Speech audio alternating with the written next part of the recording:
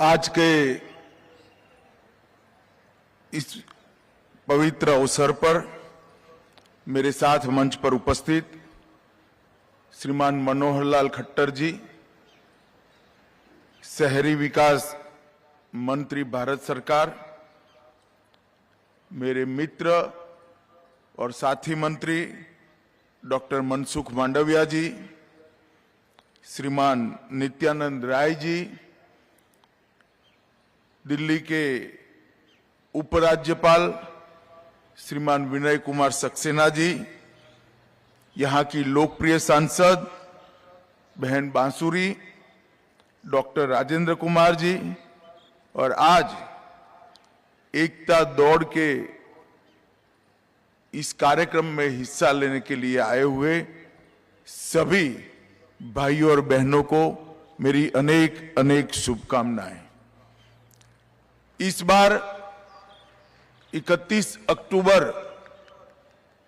दीपावली पर्व के दिन आती है, इसलिए निर्णय किया गया है कि जिसको भारत के प्रधानमंत्री जी ने एक उत्सव के रूप में मनाने का निर्णय किया है, वो 31 अक्टूबर की एकता दौड़ को हम 29 तारीख को आज धनतेरस के पवित्र दिन पर आयोजित कर रहे हैं।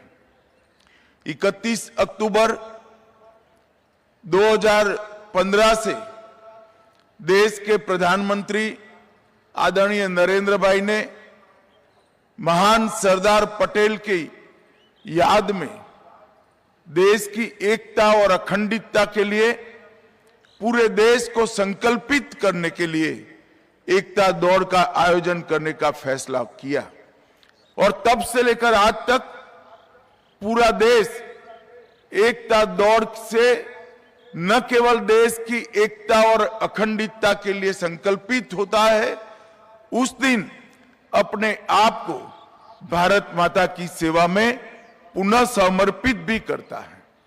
और आज जब हम एकता दिन की एकता दौड़ के लिए सब एकत्रित आए हैं, तब ये एकता दौड़ सिर्फ भारत की एकता का संकल्प नहीं रहा है, अब ये एकता दौड़ विकसित भारत का संकल्प भी बन चुका है, क्योंकि हमारे सामने देश के प्रधानमंत्री जी ने सन 2047 में जब भारत की आजादी की एक शताब्दी होगी, उस वक्त एक पूर्ण विकसित राष्ट्र का संकल्प इस देश के नागरिकों के सामने रखा है।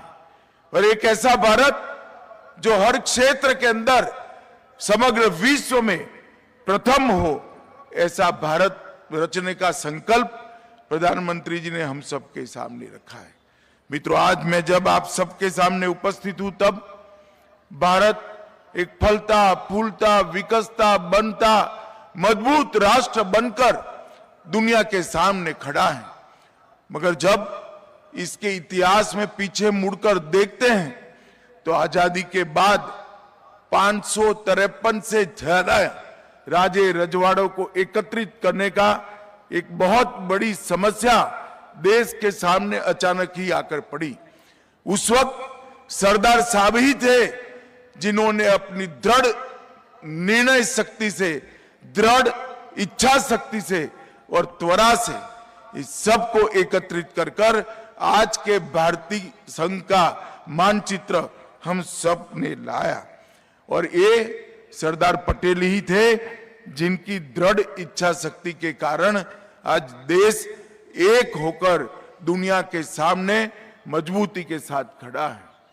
जब आजादी का उत्सव मनाया जाता था, उस वक्त स्फूर्ति के साथ चाहे लक्षद्वीप हो, जूनागढ़ हो, चाहे हैदराबाद हो, ये सारी रियासतों को भारत के साथ मिलाने के लिए सरदार पटेल ने अपने कुनेह और दृढ़ता का परिचय दिया था। और मित्रों, आज भारत दुनिया के सामने मजबूती के साथ सर्वप्रथम बनने के रास्ते पर खड़ा है। इसका नींव डालने का काम हमारे सरदार पटेल साहब ने किया था। दुर्भाग्य की बात है कि सालों तक सरदार पटेल को भुलाने का प्रयास किया गया। सालों तक उनको भारत रत्न के उचित सम्मान से भी वंचित रखा गया है।